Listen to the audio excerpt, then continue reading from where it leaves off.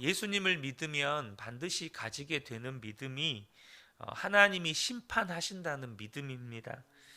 그리고 하나님의 심판을 믿는 자들에게서 나타난 뚜렷한 특징 세 가지가 있는데요. 어제 그 부분에 대해서 나누었었죠. 첫 번째는 이 세상이 아무리 악하고 억울한 일을 당해도 낙망하지 않게 된다는 것입니다. 두 번째는 죄의 종로로 가지 않는다는 것이죠. 세 번째는 남을 판단하지 않는다는 것입니다. 예수 믿는 사람이 할 것은 사랑하는 일밖에 없습니다. 그리고 하나님의 심판을 믿는 것이죠. 그런데 이 하나님의 심판을 면제받는 사람들이 있습니다. 바로 예수님을 믿는 사람들입니다. 이것을 우리가 분명하게 알고 믿으면 예수 믿는 것보다 더 큰 복이 없습니다. 요한복음 5장 24절에 내가 진실로 진실로 너희에게 이르노니 내 말을 듣고 또 나 보내신 이를 믿는 자는 영생을 얻었고 심판에 이르지 아니하나니 사망에서 생명으로 옮겼느니라. 그러니까 하나님의 심판을 믿는 자에게는 이 하나님의 심판의 날이 구원의 날인 것입니다. 예수님을 믿는 자는 결코 심판에 이르지 않아요. 그런다고 해서 심판이 없습니까? 모든 인생은 하나님께 심판을 받습니다. 그런데 그 심판의 날이 예수 믿는 사람들에게는 구원의 날이라는 거예요. 이스라엘 백성들이 애굽에서 건짐을 받을 때 애굽 사람들에게 10가지 재앙이 내립니다. 그런데 이 재앙은 이스라엘 백성들의 입장에서 보면 여러분 자기들에게 내리지 않고 오직 애굽 사람들에게만 내리거든요. 그러니까 이스라엘 백성들에게는 구원의 날인 것이죠.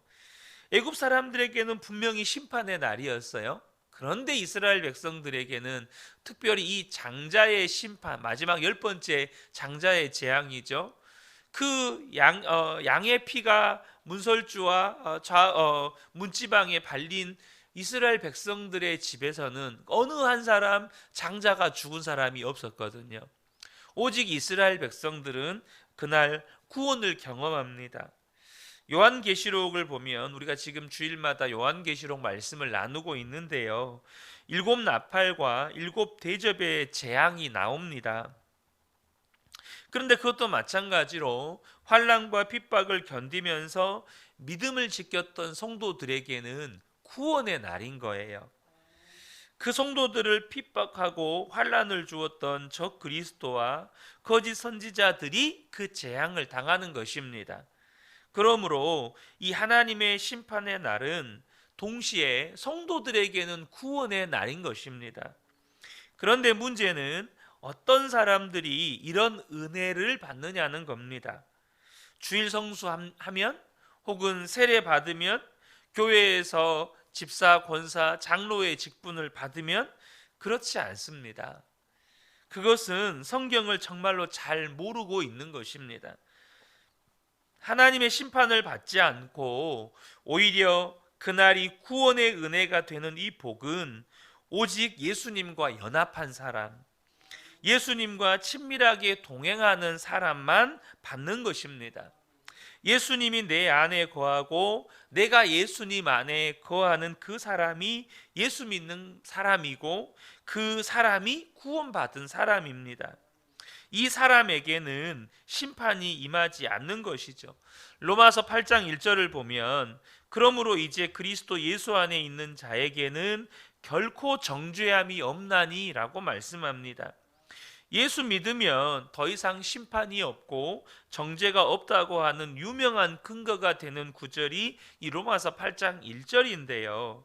그런데 우리가 성경을 자세히 봐야 돼요. 무슨 말이냐면 그냥 예수 믿으면 결코 정죄함이 없나니 이렇게 말씀하시지 않고 누구든지 그리스도 예수 안에 있는 자에게는 결코 정죄함이 없다라고 말씀합니다. 여러분, 우리가 겉으로는 예수 믿는 자처럼 보이지만 정말로 그리스도 예수 안에 있는 자인가? 이 질문에 대해서 저와 여러분이 대답할 수 있으셔야 합니다. 주님은 끊임없이 우리에게 예수님 안에 거하라고, 주님 안에 거하라고 말씀하셨어요. 요한일서 2장 28절에 보면 예수님이 재림에 오실 때에 담대함을 얻는 자가 누구인가에 대해서 말씀을 하고 있는데요. 요한일서 2장 28절을 보면 자녀들아 이제 그의 안에 거하라. 이는 주께서 나타내신 바 되면 그가 강림하실 때에 우리로 담대함을 얻어 그 앞에서 부끄럽지 않게 하려 함이라. 여러분, 주님께서 재림에 오실 때요, 그 심판의 날을 두려워하지 않고 부끄러워하지 않고 담대할 수 있는 사람이 누구일까요? 사도 요한은요, 자녀들아 이제 그의 안에 거하라 라고 말씀합니다. 자녀들아 예수님을 믿어라 이렇게 말하지 않고 이제 그의 안에 거하라 라고 말씀하셔요. 여러분, 먼저 우리가 여기서 주목해야 될 것은 뭐냐 하면 자녀들아 라고 부르고 있어요. 여러분, 이 자녀들아는 누구를 말하는 거죠? 지금 예수를 믿는 사람들에게 사도 요한이 당부하고 있는 거예요. 자녀들아 그러면서 뭐라고 이야기하냐면 이제 그의 안에 거하라 라고 말씀해요. 여러분, 이 말의 의미가 뭘까요? 이제 그의 안에 거하라. 이 말은 아직도 예수님을 믿는다고 하면서도 예수님 안에 거하지 않고 교회만 왔다 갔다 하는 겉으로만 예수 믿는 사람들이 여전히 있다는 거예요. 그러니까 모든 성도들이, 사도 요한이 볼 때 모든 성도들이 예수님 안에 거하고 있으면 이 말을 왜 하겠어요? 근데 자녀들아 이제 주님 안에 거해라 라고 하는 말은 교회는 나오고 있지만 예수님 안에 거하지 않는 사람들이 여전히 있으니까 이 말씀을 하시는 것입니다. 여러분, 우리 주님이 다시 오실 날이 점점 가까이 오고 있습니다. 하나님의 심판은 반드시 있습니다. 세상은요, 하나님의 심판을 믿지 않아요. 그래서 지금도 여전히 세상 가운데서 불의한 일들이 계속되고 억울한 사람들 또한 너무 많습니다. 왜 하나님은 심판하지 않으십니까? 왜 악한 사람들이 활개치고 다니는 것을 내버려 두십니까? 이미 말씀하셨어요. 하나님이 구원할 자를 한 사람도 빠지지 않고 구원하시려고 하나님의 심판을 미루고 계신다는 거예요. 여러분, 여러분의 가족 중에 혹은 이 세상에는 아직도 예수님을 한 번도 들어보지 못하고 믿지 못하는 사람들이 많이 있습니다. 그래서 예수님께서 복음이 모든 민족에게 전해지고 또 우리 주변에 구원받아야 할 자들에게 복음이 전해져서 주님께로 돌아올 때까지 심판을 미루고 계시는 것입니다. 바로 그 기간 동안에 성도의 고난이 있는 것이죠. 하나님의 심판을 미루시기에 성도들은 이 불의한 세상에서 당하는 고통을 견디며 살아야 하는 것입니다. 그리고는 우리가 고통 당할 때 그냥 힘들다, 괴롭다, 왜 하나님이 내버려 두시느냐 하지 말고 지금도 구원받아야 할 자들을 하나님이 기다리고 계시는구나. 아직도 복음 전해져야 될 곳에 복음이 전해지기를 하나님이 기다리시는구나. 이 사실을 알고 계셔야 한다는 겁니다. 근데 여러분, 중요한 것은 이제 모든 민족에게 복음이 전해지고 우리 주님이 다시 오실 때까지 견딜 힘은 있어야 되잖아요. 그렇지 않습니까? 불의한 세상 가운데에서 우리가 고통을 당할 때 견딜 힘은 있어야 되잖아요. 히브리서 10장 35절에서 39절을 보면 그러므로 너희 담대함을 버리지 말라. 이것이 큰 상을 얻게 하느니라. 너희에게 인내가 필요함은 너희가 하나님의 뜻을 행한 후에 약속한 것을 받기 위함이라. 잠깐 후면 오실 이가 오시리니 지체하지 아니하시리라. 나의 의인은 믿음으로 말미암아 살리라. 또한 뒤로 물러가면 내 마음이 그를 기뻐하지 아니하리라 하셨느니라. 우리는 뒤로 물러가 멸망할 자가 아니요 오직 영혼을 구원함에 이르는 믿음을 가진 자니라. 아멘.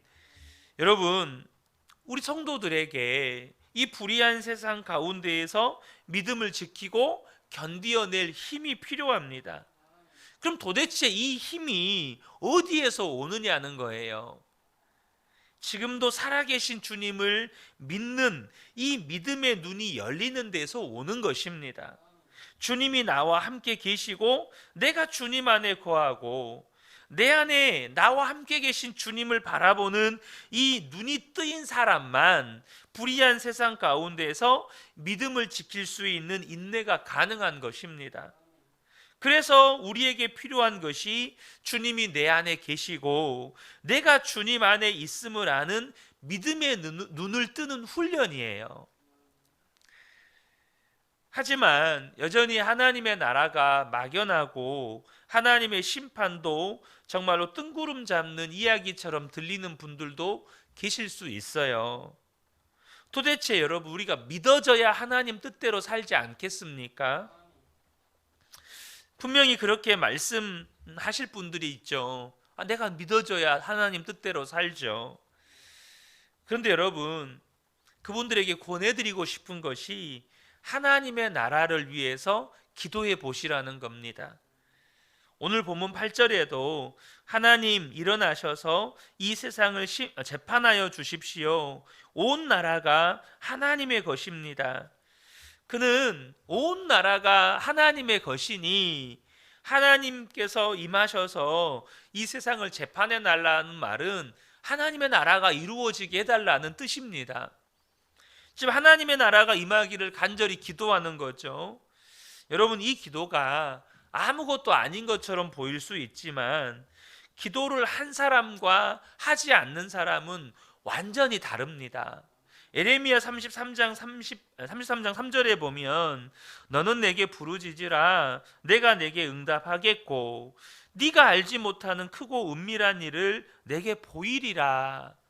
주님이 하시는 말씀이 뭡니까? 기도하면 네가 알지 못하는 크고 은밀한 일을 보여주겠다는 거예요.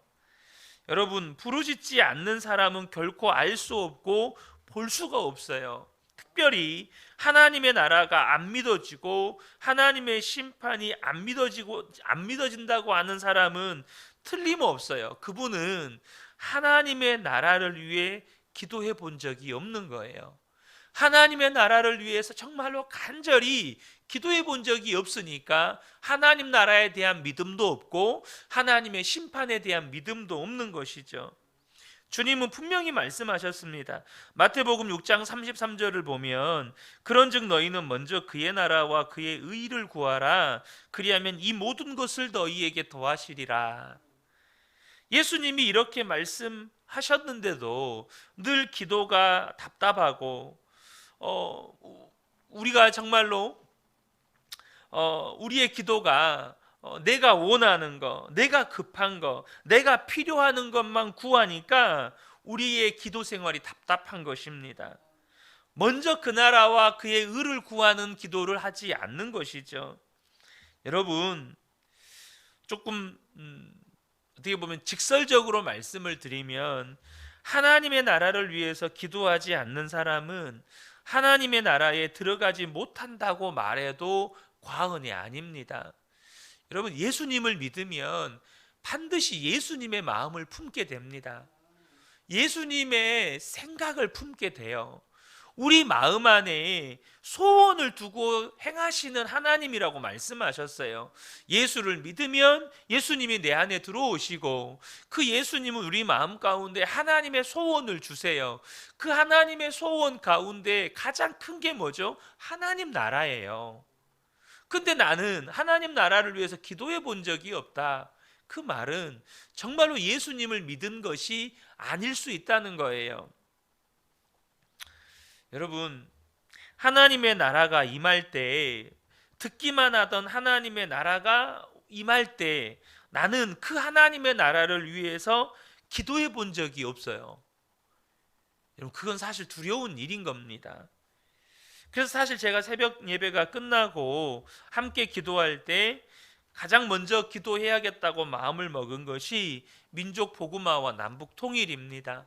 각자 개인 기도가 들어가기 전에 먼저 나라와 민족의 복음화를 위해서, 남북 통일을 위해서 기도하는 것, 그것은 하나님의 나라와 의를 구하는 일이라고 생각했기 때문입니다. 우리 교회를 위한 기도는 그 다음이에요. 여러분, 이 땅에 하나님의 나라를 위해 기도하는 성도들이 과연 얼마나 될까요? 어쩌면 그것이 하나님의 슬픔이요 답답함 가운데 하나일 것입니다. 하나님의 나라를 위해서 기도할 때 하나님 나라에 대해서 눈이 열리게 되는 것입니다. 그것은 기도하기 때문에 하나님이 쏟아 부어 주시는 거예요. 그러면 내 판단과 생각이 뒤집어집니다. 이 세상의 즐거움, 이 세상에서 잘 먹고 잘 살고 성공하는 것에 별로 관심이 없어져요. 누구와 싸우고 싶지도, 또 아둥바둥하면서 살고 싶지도 않게 됩니다. 보화를 발견한 농부처럼 늘 마음 안에 기쁨이 있고 원망과 불평이 없어지는 거죠.